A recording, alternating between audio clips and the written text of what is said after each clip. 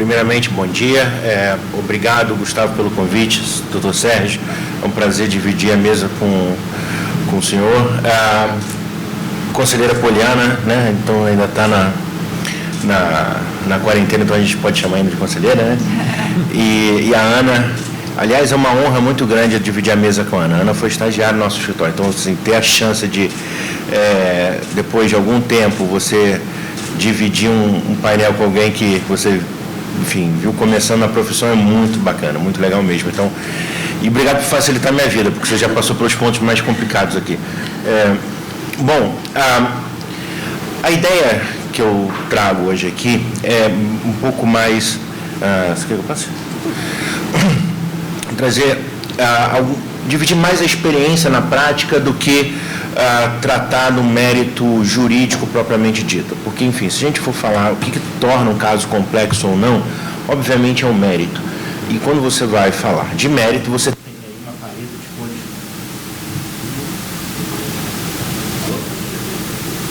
Há uma paleta de cores aí bem diversificada e, portanto, se fôssemos falar aqui, ficaríamos, né, por algumas longas horas.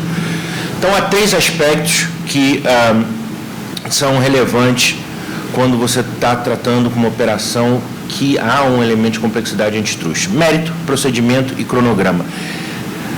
E, a bem da verdade, gente, o que realmente importa numa operação de M&A é o cronograma, tá? Porque muitas das vezes, assim, você tem um problema antitrust, ele é um fato. Você lida com ele, você obtém a aprovação da autoridade, ou você negocia uma forma de obter a autorização, tá? Mas no fim do dia, como é que eu passo por esse processo da maneira mais rápida possível, né? No mérito, né, quais são os pontos que normalmente são discutidos, tá? Elevada participação combinada, e aqui, assim, muito rapidamente, de forma não específica, tá? Quando você tem um problema antitrust, você está falando em risco de aumento de preço, redução de oferta ou redução do nível de inovação. Esse último ponto aí talvez seja o mais recente em casos, principalmente na área farmacêutica, química e nessas operações que envolveram a Dow DuPont e Bayer Monsanto, tá?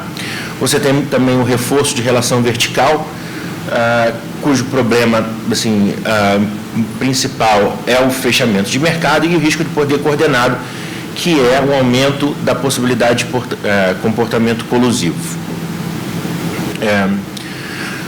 Em procedimento, e aqui começa o jogo de xadrez numa operação complexa. Assim, você tem toda uma série de fatos e elementos que você precisa pesar, identificar, na hora que você vai fazer o risco concorrencial, que a Ana já tratou, como é que você concatena todos esses elementos, né? Então, assim, raramente um caso complexo vai passar pelo sumário. Obviamente não é. Até não qualificaria pelas regras da Resolução 2 do CAD. Porém, o que a gente tem aqui? Nós temos a pré-notificação, que é tudo a discussão que ocorre com o CAD antes de você fazer o protocolo formal, tá? Depois do protocolo formal, existe a possibilidade de emenda, né? Que é o CAD ainda não está suficientemente contente com o teor da notificação apresentada. Isso tem se tornado bem comum, apesar de todas as conversas em sede de pré-notificação. Outro elemento que a Ana também trouxe é que são 240 dias com possibilidade de prorrogação por 60 ou 90. Uma vez declarada a complexidade de um caso, o CAD pode pedir, assim, as partes podem pedir a prorrogação por 60 ou o CAD pode determinar por 90. Comparativamente com outras jurisdições, esse prazo é muito alongado. Há diferenças, depende, assim, e aqui o paralelo que nós fazemos normalmente é com a Comissão Europeia, que é onde o CAD se espelha, e normalmente é o ponto de entrada das notificações quando está se tratando de transações globais, tá? A existência de terceiros interessados, tá? E a influência de autoridades de outras jurisdições. Bom, também temos aqui, além, assim, o caso começa e passa pela Superintendência Geral, depois, quando sai o parecer da SG, esse parecer ele pode ser definitivo ou ele pode ser objeto de avocação pelo tribunal ou recurso de terceiros, né? E, além de tudo, você ainda na parte de procedimento, você tem a negociação de remédios. Quando a gente está falando em cronograma... Consegue voltar? Quando a gente fala em cronograma, em uma operação de M&A, em caso complexo, geralmente, gente, uma operação que traz um elemento de complexidade é uma operação que tem relevância para o setor em que ela se insere, tá? E, assim, discussões sobre o mérito antitruste à parte, você tem toda uma questão para a autoridade de assimetria de informação, porque as partes, obviamente, conhecem melhor o mercado em que elas atuam. Você precisa passar por uma série de momentos de contato com as autoridades para poder apresentar o caso, né? Agora, uma operação como essa, principalmente as grandes, ela tem pagamento de preço. E esse pagamento de preço, raramente, ele é feito com caixa da companhia, com financiamento. Então, normalmente, o principal driver das operações é quanto tempo eu consigo manter minha linha de crédito para realizar uma operação em aberto. E há juros correndo sobre isso. Então, entre a assinatura, né, de um contrato e o fechamento, você tem toda essa questão da manutenção do financiamento. Por isso, é cada vez mais comum você ver nessas operações o que se chama de drop dead date, que é assim, olha, nós vamos fazer essa operação até determinado dia. Se passar dali, acabou, cada um vai para o seu lado, e é isso. Pode ser que tenha um break-up fee ou não, né? Mas assim, isso serve muito como um farol sobre a linha do tempo, tá? E tem a questão das múltiplas jurisdições, que é você tentar coordenar os diversos filings, né, nos países, com eventuais remédios que possam ser demandados nesses diferentes locais. E não raro, gente, um remédio que é exigido na Europa, ou no Brasil, ou nos Estados Unidos, ele acaba atingindo ativos que de forma a produzir efeitos em outros países também. Então, você ainda tem que considerar que, por exemplo, o Brasil vai pedir um remédio em determinado mercado. Você tem que ver se a planta está no Brasil, se a planta não está, se essa planta exporta, ou se algum outro insumo que vai para alguma outra linha de fabricação e coisas desse gênero. Então, isso tudo precisa ser considerado. Bom, aí vamos entrar um pouco na parte da prática do CAD. São números do CAD, tá? Podem, assim, há alguns ajustes para um lado ou para o outro, que a gente precisou fazer um recorte a partir do ano da notificação do ato de concentração, mas ali a gente vê, né, o tempo de análise de um caso sumário, que é muito baixo, e de fato o CAD faz um excelente trabalho nisso. A média dos casos ordinários, que são os casos que têm algum elemento antitruste a ser considerado, que é o número que o CAD propaga, mais que essa média de 96 dias atualmente. Só que esse número não é real para operações complexas. Quando a gente vai falar de operação complexa, aí a gente fez um estudo dos dados puxando desde 2015, né? A média de dias de análise é 206 dias. Isso é muito perto do prazo final. 206 dias, a gente está falando aí de 10 meses dentro do sistema. Isso quer dizer inúmeras rodadas de discussões dentro da superintendência e depois com o tribunal, até porque agora, um dado até que a gente podia buscar depois, se tem algum caso declarado complexo que não foi ao tribunal. Eu acho que não. Bom, embaixo a gente tem o número dos casos complexos, e o que aconteceu com eles, né? A grande maioria aprovados ou aprovados com alguma restrição, e por restrição aqui a gente tem que entender basicamente acordo em controle de concentrações, que são os AC6, né, e algumas reprovações.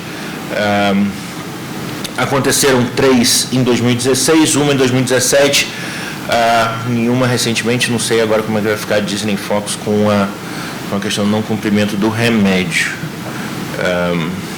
Bom, a Ana já colocou, e aqui eu vou repetir um pouquinho da lei, na verdade, é que a lei acaba dando incentivos para que as partes e a autoridade cheguem a um acordo, né? Primeiro, assim, é até interessante notar que ultimamente se vê no Tribunal do CAD, não é uma relação de oposição. Assim, tem momentos em que, sim, de fato, há uma tensão entre partes e CAD, mas ela é muito mais uma relação de criação de consenso para se chegar a um determinado resultado. O CAD não está lá para reprovar a operação, nem para aprovar simplesmente, está lá para desempenhar sua missão institucional. Então, obviamente, existindo um remédio possível, ele vai ser buscado por todo mundo, né? Então, a lei nova, ela de fato cria esses incentivos para o acordo, né? E o risco de espera pela decisão, ela pode comprometer o resultado da operação ou não. Então, assim, bom, eu preciso fazer essa operação, eu não tenho um prazo para concluir, então eu vou buscar aprovação até determinada data. Se a partir dali eu não conseguir convencer a autoridade da ausência de problemas antitruste e ela pedir um remédio, aí eu vou começar a tratar, assim, o que eu posso oferecer, até onde eu estou disposto a ir e por aí vai, né? Os acordos, né, os ACCs, principalmente aqui em operações horizontais, eles podem eliminar totalmente ou parcialmente o overlap, né, e possibilitando inclusive a troca de ativos. Isso é muito comum, gente. Assim, você acaba comprando uma empresa que é maior, tem uma marca mais relevante, aí você acaba dando a uma marca menos, que tem menos destaque no mercado, né? Agora, eu acho que a mensagem que fica, quando a gente está falando de casos complexos e negociação de acordo, é quando o CAD declara um caso complexo, ou quando há a celebração de um acordo, não necessariamente há um problema no mérito. A grande maioria das vezes preciso de mais tempo para analisar. Não construir um consenso a respeito do mérito. Ou não estou confortável com o remédio avaliado. Outro ponto importante é que se vê que, muito embora o CAD é muito transparente, ele bota nos votos dele a razão de decidir, tem muita discussão por trás que não aparece. Até porque é muito instrumental, do tipo, que planta que você vai entregar, que marca que você vai entregar, que não necessariamente isso se reflete no voto do conselheiro relator, ou você consegue extrair do ACC. O ACC é um contrato, o ACC ele vai te dizer qual o ativo que está sendo desinvestido, ou qual a obrigação que está sendo assumida, sem necessariamente dizer o motivo pelo qual. Você pode estar dando mais do que o necessário, simplesmente porque aquele é o remédio factível, né? Então, assim, a disposição para negociar, né, e o elemento tempo são, de fato, os principais elementos a determinarem a condução de um caso como esse. Aqui eu estou desculpa, Gustavo. Bom, voltou bem. Esses são alguns casos em que a complexidade foi declarada pelo CAD recentemente e por diferentes motivos, né? Acabou ficando bem pequeno ali, mas a gente teve o caso Disney Fox, né, que foi uma operação de 3-2. Eu vou ler aqui só para vocês ver ter noção do que o CAD falou. Basicamente, eles falaram, olha, estaremos diante de um mercado altamente concentrado. Esse caso foi objeto de um remédio e, na última sessão, acho que o CAD soltou um despacho.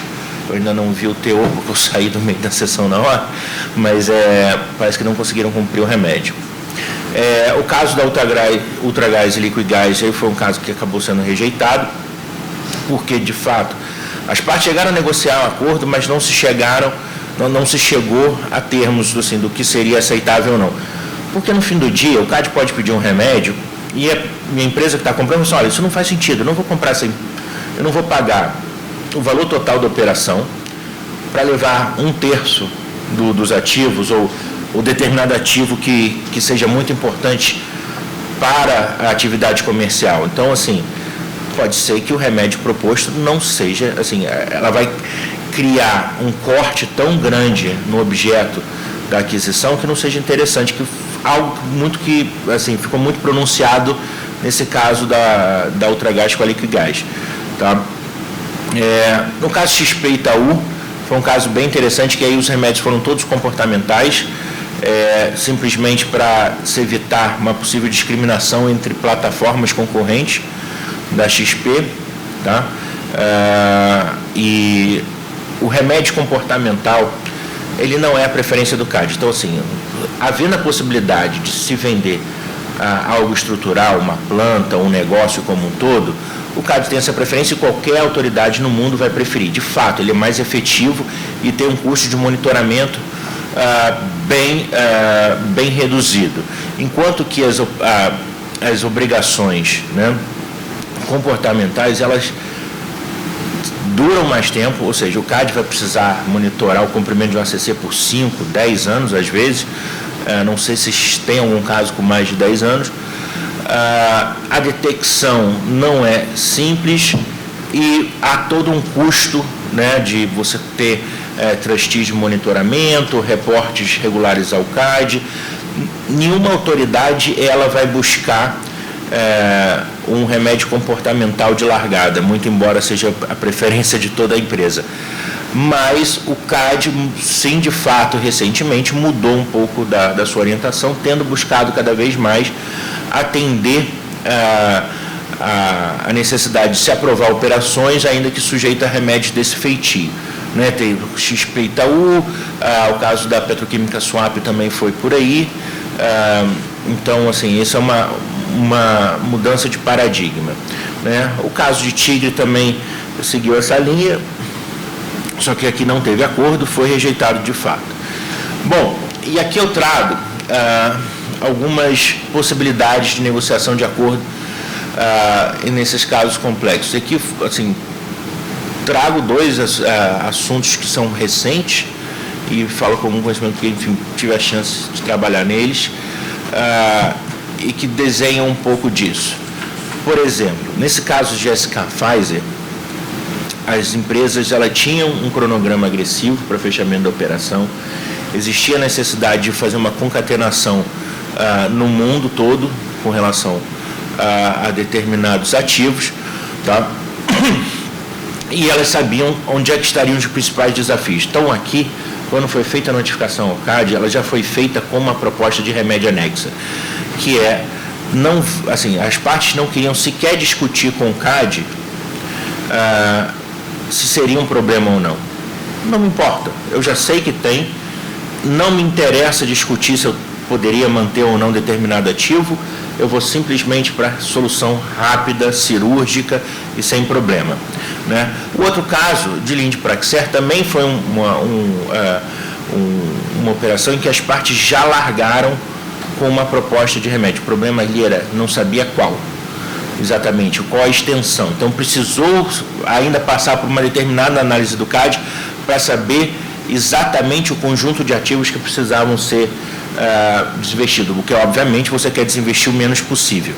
E esse caso aqui foi interessante porque, de fato, tinha um drop dead date, que era, olha, ou aprova até tal dia ou o negócio morre. E aqui, verdade seja dita, o CAD não atrasou em nada. As partes que tiveram uma grande dificuldade de chegarem a um consenso a respeito do que seria interessante para eles na época.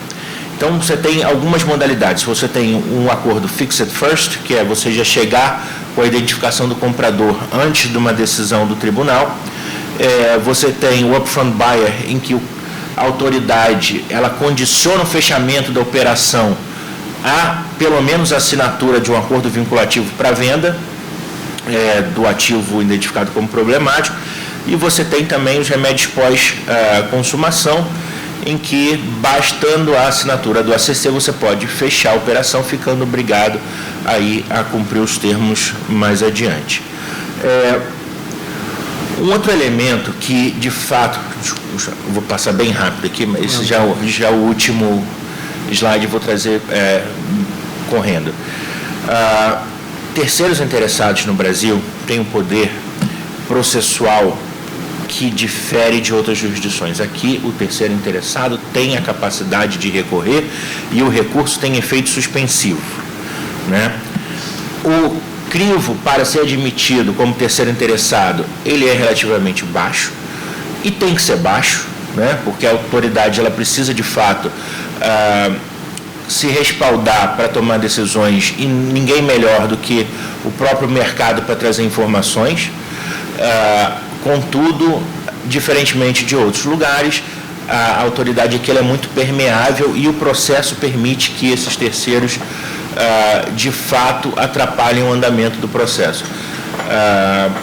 Enfim, tivemos essa operação recente, que foi aprovada na última sessão da IBM Red Hat, que teve um terceiro muito atuante e que, por conta disso, o caso chegou ao tribunal, por conta de um recurso, foi avocado, mas teria um recurso de qualquer maneira, foi decidido, assim, por uma infelicidade ficamos presos com a questão da falta do quórum, mas, de fato, como a Ana bem colocou, quando você vai fazer a programação de uma operação como essa, tem diversos pontos que você precisa considerar e pesar como isso vai afetar a análise do mérito, procedimento e o tempo que você tem para passar por isso. Bom, com isso eu termino, faço aqui um agradecimento ao Matheus, que me ajudou muito na elaboração da apresentação, e agradeço mais uma vez pelo convite.